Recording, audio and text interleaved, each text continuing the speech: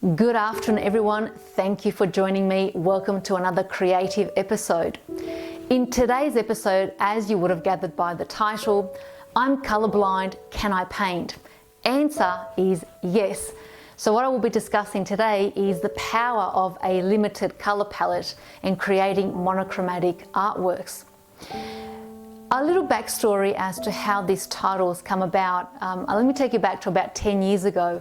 And when I started holding art classes, and certainly when I was going through art classes with specific tutors, what I started to see that the people that were attending art classes were mostly in the demographic of 55 plus, and they tended to be mostly women.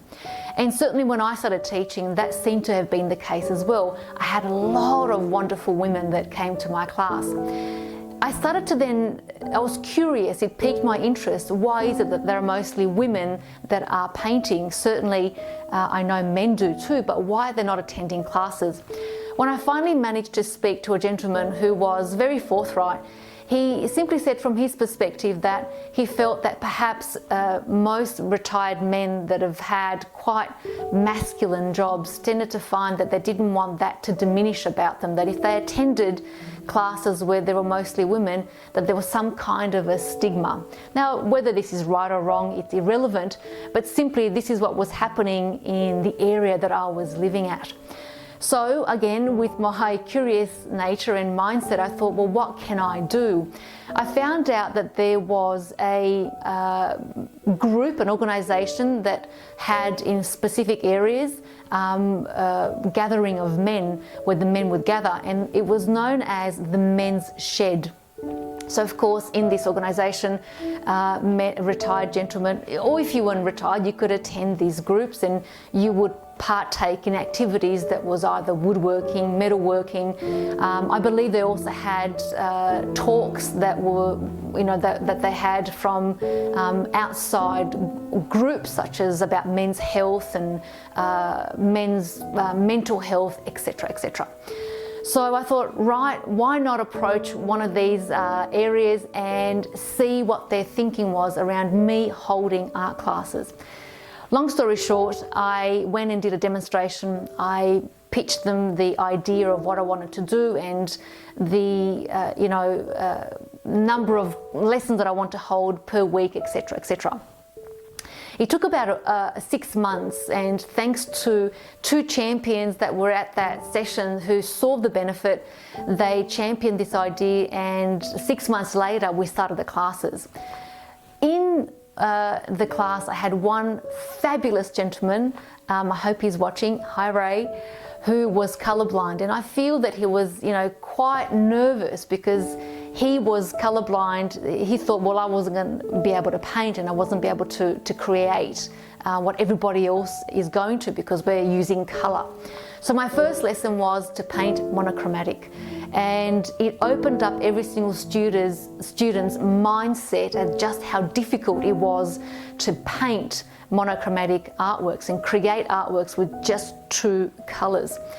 I can't begin to explain to you how brilliantly they all did, and they went on to achieve their own successes. They took part in festivals, they had their own art exhibitions, art sales. It was absolutely magnificent, and I miss my boys. If they are watching again, I hope they're brilliant.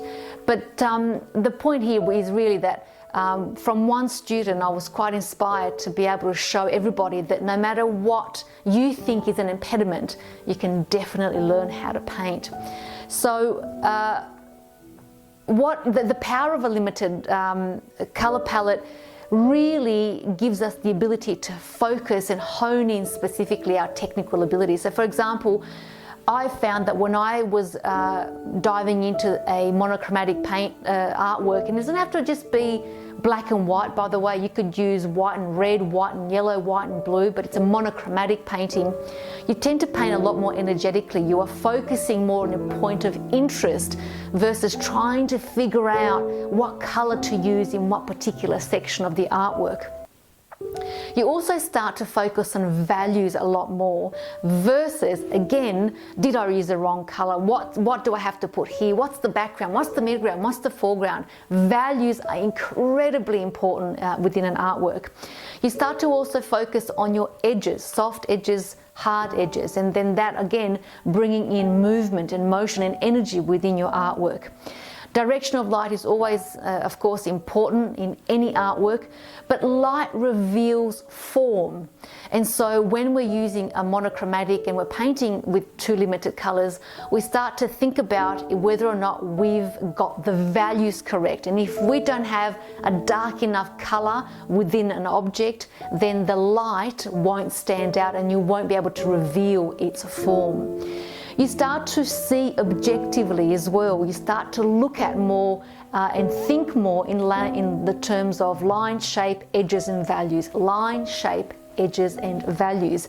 And really shapes tell the story within the painting. And if you don't get that right again, then you tend to have a flat or a muddled or a non the composition, the storyline of your artwork doesn't tend to actually sink through.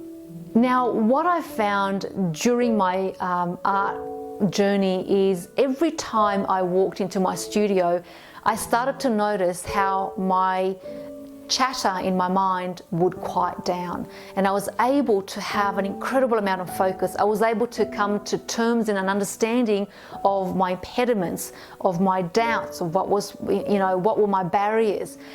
I couldn't quite articulate it back then, what was actually happening, but through my journey of expanding my consciousness, I came across, and I've spoken about this gentleman before, but I came across the works of Dr. Joe Dispenza, who, by the way, is able to articulate far better than I can in terms of what happens to our brain when we are in a creative mode. And this is really important, which is why I always advocate that everybody, expand their creativity, paint, create, garden, bake, sew, work with metal, work with wood, because our creative mode really, really enhances more of our positive self and withers away more of our negative self. So what tends to happen when we are in a creative mode is our frontal lobe is in control. Okay, so our frontal lobe here starts to take control of our entire brain. It becomes so engaged that your thoughts become your reality and your experience. So focusing now wherever you're focusing on is paramount, because that tends to amplify, which is brilliant. I absolutely love that. Now imagine having access to such power. We all do. So if we're able to shut down our negative mind and our doubts and self-denigration and doubts and not enoughness and unworthiness, how brilliant is it having that power within us, and then to be able to amplify more of our greatness and the genius that resides within our mind.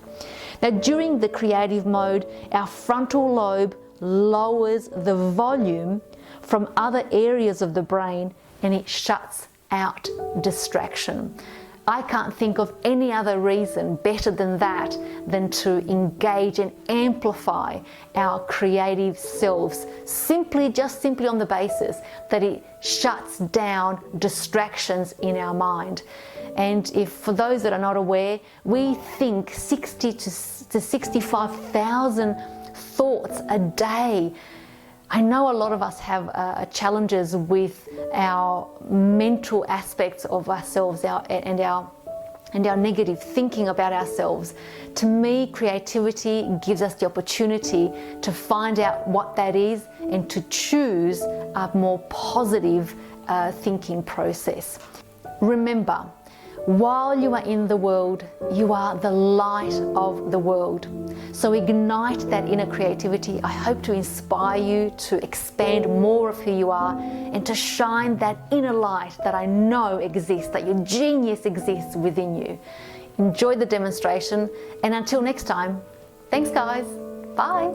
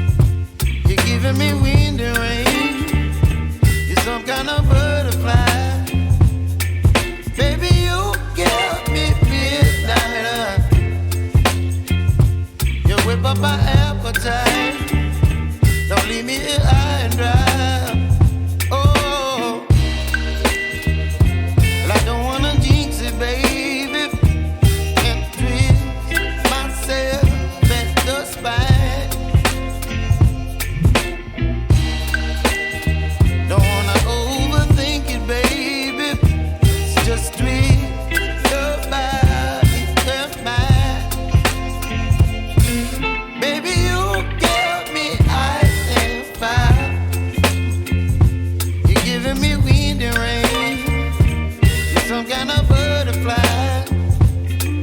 Baby, you give me midnight. You whip up my appetite. Don't leave me here high and dry. Oh, but I don't wanna jinx it, baby. Let's not get ahead of my time. Oh, but I don't wanna miss you, baby. So I stand up and speak my mind. Oh.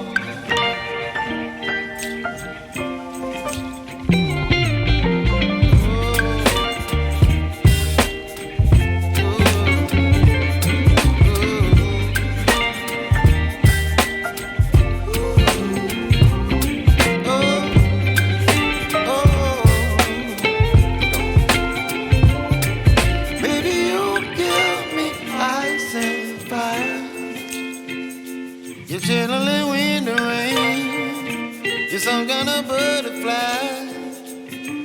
Baby, you give me midnight. You whip up my appetite. Don't leave me here high and dry. Baby, you give me ice and fire. You're channeling wind and rain. You're some kind of butterfly.